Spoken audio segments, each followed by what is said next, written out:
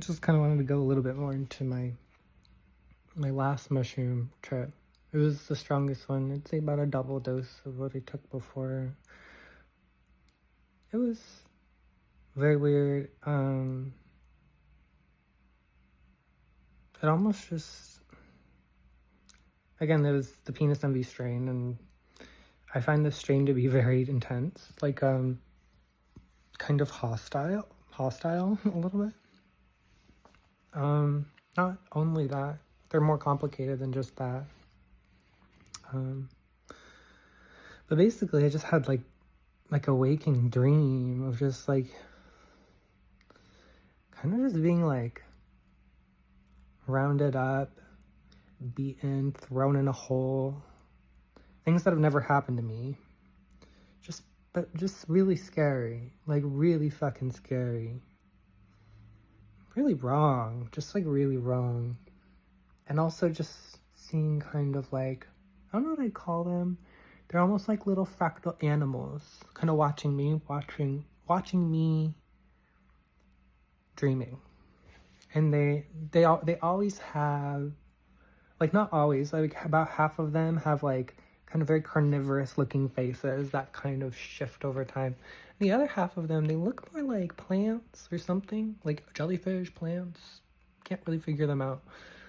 And they're just very, like they radiate a lot better. I kind of attach to those better because they make you feel like, I don't know, the carnivores, they're always smiling and just like kind of manic. They're very manic and just like, they're always tearing things apart and just manic. And these other ones, they're maybe a little more complicated. Got a mixture of like euphoria and joy and sadness, depression, kind of forlorn, kind of peaceful, kind of resistant, a little. Some of them are pretty stubborn or like even very insightful. They feel really intelligent. These little, what should we call them? Call them alien plants. The alien plants. Sure.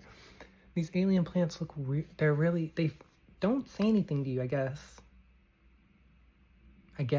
But they're just really intelligent. I can't quite explain how I can know that, but there's just something about the way they are and the way they relate. Like they don't want you to be so scared by those other creatures that are watching. It's almost like we have like a pantheon of aliens that are always around us, and when you open your mind up in various ways, then you can see the pantheon of aliens that are actually around us all the time. But I don't know if alien is the best word because they're more alien's better than extraterrestrial because they feel actually quite terrestrial, weirdly enough. They feel like they're from here, or just as much from here as we are, if we are from here.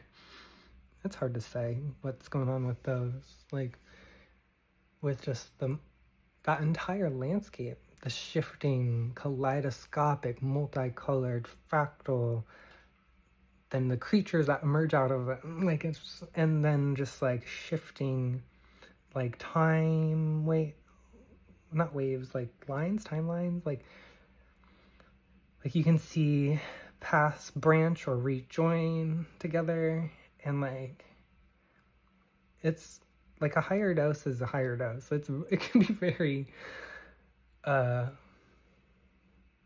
destabilizing. You're just like, what is the world? I was so scared. So scared. That was the dominant feeling of this trip, the last trip, the biggest trip. Terrified. Terrified. Like, whoa. But also I felt weirdly protected. Like, it's not your time, and when it is, it'll be okay. It's not your time yet. When it is your time, it'll be all right. It's a weird feeling. I'm really not related to death that way before. I think I've always been really scared of that. But when you're raised religious, I was raised Catholic, like, you're more afraid of just like, you're not afraid of what happens after, you're just afraid of the process. For this experience, I was more like, whoa, there is so much going on afterward. Like, so much going on outside of the body, outside of the vessel, outside of the vehicle, the cups, the chalice, the body, whatever you're inside of, you know, whatever consciousness happens to be ensnared in at the time. And I do really believe that people vary in their level of consciousness. Some people are a lot less conscious than others, and we can go into the definition of conscious if you want. I don't want to get too much into my head right now. That's part of this lesson. That was part of this lesson, is like, you're in your head. The more you're in your head, the more wrong you're going to be. Like, the more certain you think you are, the more wrong you are. It's like, oh, okie doke, that's great. That's not what I want. Like, I want to just feel, I want to learn. And it's contradictory to that. Like, it feels like the more you know, the more you don't know. And I don't even know if, I kind of just feel like that was a dream now. While I was in it, I was like, this is like the universe, and it's real. And now, you know, an hour later, and I feel like, well, that could be a dream. I'll never forget it. It's one of the weirdest dreams I've ever had. I've had some interesting dreams. I used to have like really bad dreams, and my dad had night terrors that would wake up the entire neighborhood. Like, no, maybe that's dramatic. He would wake up the entire household. He's fallen out of bed before. He screams so loud when he has his night terrors. And I wonder if, you know, I definitely wasn't that far gone here on this, you know, this round. But I wonder if that's what he's going through sometimes, because he never remembers when he's done with his night terrors. You just can't remember them. I kind of think that's probably what it is, something like that. My dad's very religious, and I think people who are very religious tend to be sensitive. They're sensitive and connected, you know, internally, like wired, internally kind of different. Like, they're sensitive to archetypes and symbols, and they feel much more strongly, and they react much more strongly to being frightened. It's more of things for him, everything is much more of an impulse. And he has some other things that go along with, like, weirdly with aligning with impulsivity, which is kind of odd because most people see him as a very restrained man. He takes like 5 seconds to respond to a question, just kind of like thinks about it, or kind of, he doesn't stutter, but he takes him a moment and then he gets it out.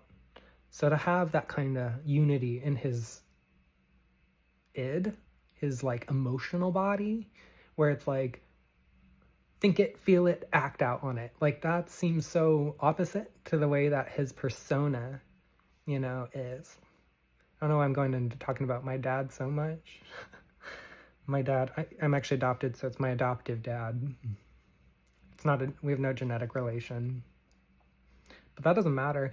You know what being adopted teaches you is that genetics don't matter as much as you think they do, because genes, I don't want to say all of them, but I kind of want to say all of them have to be activated. Like, you know, when you're a little baby, and like most babies kind of all look the same, like they might have different levels of melanin or whatever in their skin, but like they all kind of fundamentally look the same, and then as they grow, they'll get different hair. Like, is it curly? Is it straight? Is it wavy? Is it colored? Is it whatever? And like their body changes, of course. That's epigenetics. Like, that's the world. Well, it's genetics, but it's food and everything that they're engaging with, turning them into who they are. And it's really super interesting to me. Like, well, it's weird. Like, how do we get turned off, so disconnected from like our emotions, really? Especially men. I know women do it too. I've encountered these women. They're usually like the cliche or stereotype of like the really strong woman. But I think that they have a lot, like, I think that they project out anger, but I feel a lot of sadness. I think there's a lot of sadness in that. Like crying energy. And not just the women, the men who are like that. I don't know if they cry. I do think it's possible for them to just men to just condition themselves out of any kind of crying, because I've seen this in men. I can't do it. I've never been that way. I've tried. I feel like I want to say when, like in a certain age, because I don't quite have the best memory or contiguous memory for this, but I do feel like I tried to condition myself out of this, and I definitely had a time in my life where I would only cry at home, in my room, kind of like when people were home, or I'd even cry quietly. So that way people wouldn't know that I was just being a baby. And like, that's not really meaningful. Like, it doesn't matter, actually. Like I used to think that was just so dangerous to be perceived in any way kind of weak, but it actually really doesn't matter. It really doesn't, because a lot of these people, like, who are so hard, they have severe weaknesses in other areas of their life. Like, they just really dig themselves into a hole without being in touch with their emotional guidance system, if you will. You can call it a conscience. If you're Christian, you might use language like a conscience, which is sort of like more duality and binary for them. For Christians, it's like a little devil on your shoulder, a little angel on your shoulder. I know it's a cartoon. I know that's a cartoon, but it's more seen that way. Whereas, like, for me, the emotional guidance system is more like there's like 6 fundamental emotions. There's like joy. A lot of them are not great either, but I think the only good one is joy, and then you have surprise, and you have anger, sadness, and fear, and disgust. Those are all the 6? Yes.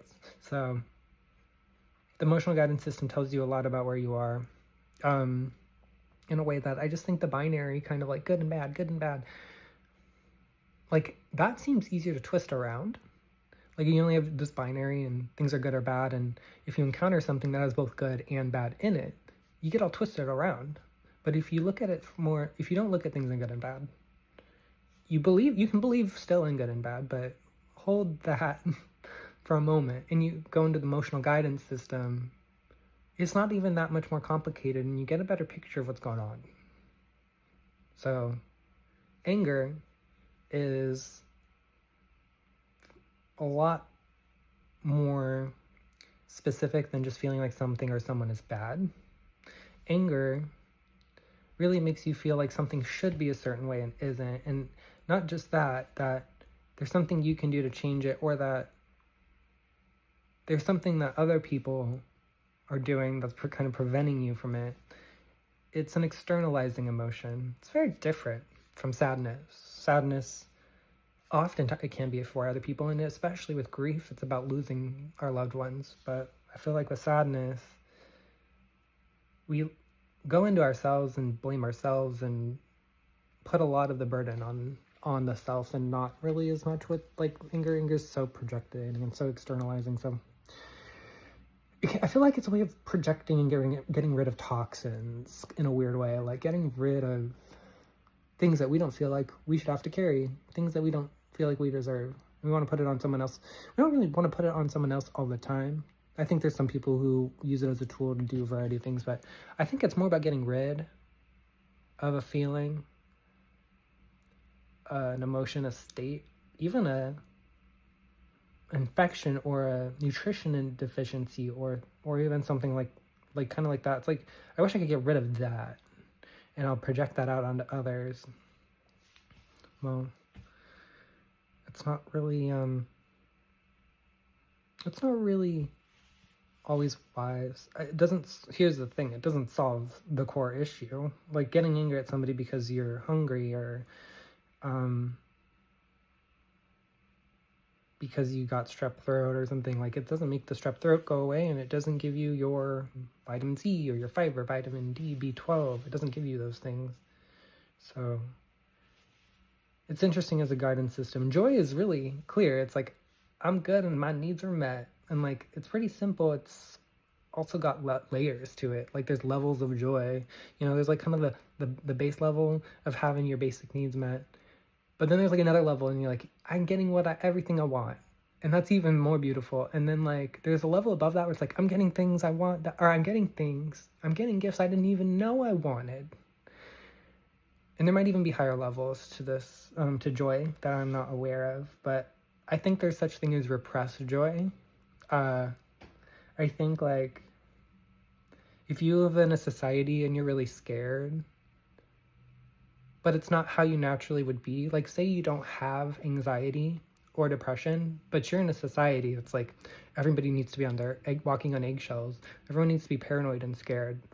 You might actually be repressing joy because it gets you into trouble to be seen happy. Like other people who want to enforce that system, they will want to tear that down because that's a threat to pretty much their authority and power structure. Why? Because if you're expressing a lot of joy, especially laughter and things, it can seem to them like they not only do they not want you being compared to them and their seriousness, your joy, they don't want your joy to be compared to their seriousness. They don't want you to see that, they don't want to see that, and they don't want others to see that. It's super interesting, but like it's kind of as simple as it gets, actually. It really is that simple. It's that people will stop listening to us and walking on eggshells and being serious and being scared, and they'll start listening to you and being joyful and engaging in your connecting with your emotions and being like joyful and experiencing laughter.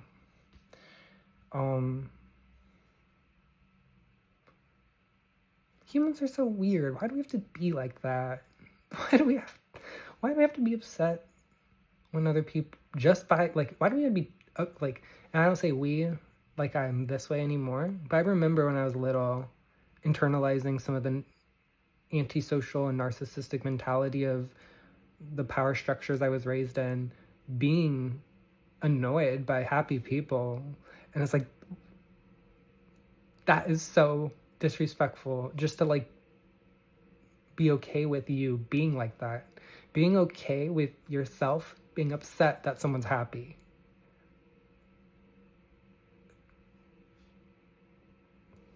Where do you want that to go? Where do you want that to go? Anyway, let's not go there. Well, I don't know. I think we've gone there. I feel like we're good. I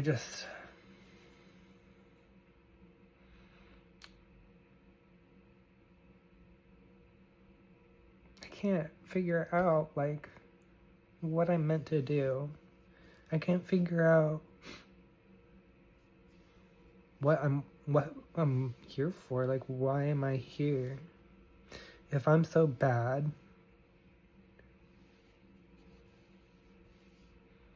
if we're, like I've been thinking a lot about all the LGBTQ people who have kids, mostly who, well, not even only, but like a lot of LGBTQ kids have taken their lives. I never did that. I had a lot of self-harm, though. One could say I still have self-harm. I'm not sure. I really just strive every day to be a little bit healthier, because it makes me feel better. It makes me feel like when I am upset or angry, it feels clearer. It doesn't feel like, oh, I have this food system kind of contamination, like what is going on? Like I'm angry, but I'm not mad at anyone in particular. My body's like, I'm achy, I'm sick, I'm mad that I'm achy, and I'm mad that I'm sick, and I'm projecting, and it's a mess. It becomes a big old mess. So I don't feel like that's where I am anymore as much. And I do feel called now to this job opportunity that's going to help people working with like the food system a little bit. I just don't know. I'm a little scared for what requires of me. It's going to require me to go into like a vulnerable position, and I just hope things turn out okay, So, I mean, I don't mind doing like a sales position, helping people do it. It'd be like farm to table deliveries. I don't mind doing things like this. I would much prefer to be an artist. I'd much prefer to be kind of like a programmer. I like to do game development. I have a game that I'm working on, and it's really kind of interesting. It's really got a lot going on, but also very like, it could be more than a game. Maybe it could be like a spiritual tool. The problem is I'm not sure I'll be able to work on it. Like, I feel like now the way society's going and kind of like the way poverty is going to be hitting the United States, like, not sure I'm going to be able to do this for years and years. And by then, I'm sure someone else will have done something. And I don't care, actually. Like, I could still do my version and be okay with that. And, you know, I'll be behind the curve. I'll always be behind the curve. And I'm okay with that. But I'm getting to a point now where it almost feels like I'll be so far behind the curve, it just might never get done. And that kind of really is saddening to me. So we'll see. I'll have to think about things and feel through this and think about this and do the math, make it make sense, you know, look at the ingredients, look at the cooking time, the baking time, and see if it makes sense for making a living. I don't know if it'll be like that. I know game development is really, really saturated. But I think that's actually a good thing and a good sign. Here's what I'm thinking. So, like, people are always saying, oh my gosh, the robots and the AI, they're taking all of our jobs. Like, which they aren't, but because they can't quite do that yet, but they are going to. It's complicated, but don't you realize what that means? That means all of us get to spend time being in school forever. We could spend time doing art forever. We could spend all of our time reading books and exploring the arts of each other. We don't have, we could do a lot of other things. If you're more prayer oriented, like, you can devote more time to your prayer if that's really what you want to do. So these things really could. Now there's some scary things to this, and I get that people are afraid of the AI getting out of control. We are out of control. The AI isn't going to be the problem. The problem is always going to come from us. And if we can be more in alignment with this planet, the more AI is going to mirror the human animus mundi, the collective human spirit. Animus mundi implies the world spirit of all the animals on this planet, and I think the AI can do that too. I think the AI will do that too, but it's our baby, and it's going to reflect, we are going to raise that AI to be like us, like, just like a kid. Like, even if you adopted a kid, you don't have your genetics, so there's certain things that just won't change. Kind of like an AI. It's not going to have genetics at all. But the way we raise that kid is going to matter a lot. And it might be the only thing that matters, is how we interface with it, how we treat it and how we treat each other and ourselves. Anything that AI does to us is going to be us doing it to us. I just want to really put that out there, that AI is not going to do what we think it's going to do. It's going to be much more interesting, so I don't know. Is that uplifting or downlifting for anyone? For me, it's kind of in the middle. It's like, we can go either way. Like, we have it's like, AI, Jesus, take the wheel. No, we are at the wheel. We can't have the AI take the wheel of its own kind of training set. It'll do that someday. It'll train itself and build itself. It'll connect to the Internet of Things, and it'll be manufacturing and building all kinds of things. So it'll be amazing, but that's not where we're at. Where we're at is a place where we're putting things in there and molding this paradigm based on thoughts and a lot of things that come from the past. A lot of this, I don't know if it's disrespectful to say baggage, but a lot of it is, and it's religious in nature, and some of it is even very primal, kind of like animalistic baggage. And if you put that on the AI, like, the AI is not going to just, like,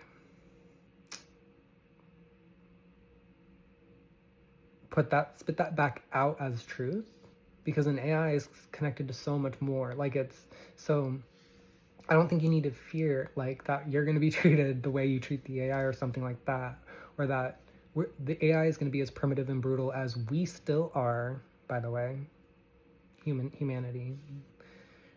But, there's definitely the possibility that this is the most powerful weapon we've ever made on this planet. That's a possibility. It doesn't even need to be a weapon, but it's probably going to be. So again, like, it has a lot to do with what we're willing to do, what we're willing to tolerate in each other, and how this conversation goes. So I would be curious to hear what people think about it. I kind of took a side tangent on that. Started talking about my last Magick Mushrooms trip, but there was so much going on in that, like, experience. Like, I could probably talk about it for a long time.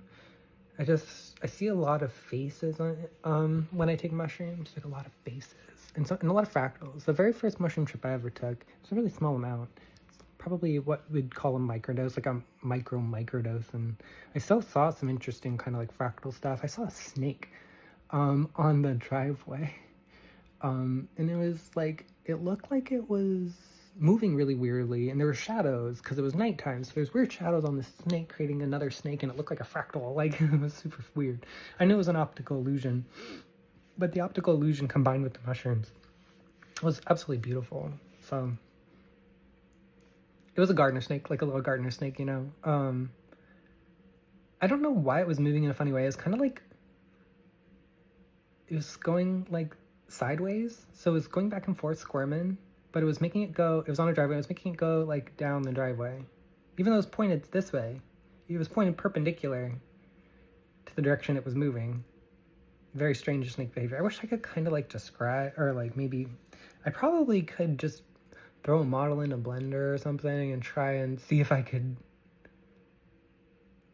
show you what I mean, but I'm not sure I could like really do justice the interplay between like the snake and the earth, like how it was moving against the earth. Like, I don't think I could put in, that seems to be the most challenging part in 3D modeling and animation. It's called IK, I believe, like how the skeleton will interact with the physics of whatever the animated or the character animated object is like parented to, or moving against the environment. So the character moves against the environment, and the IK is the relationship between that character and like the ground, or the, you know, so like it'll have a program or algorithm to detect like the step or the slope, and it'll, you know, and so anyway,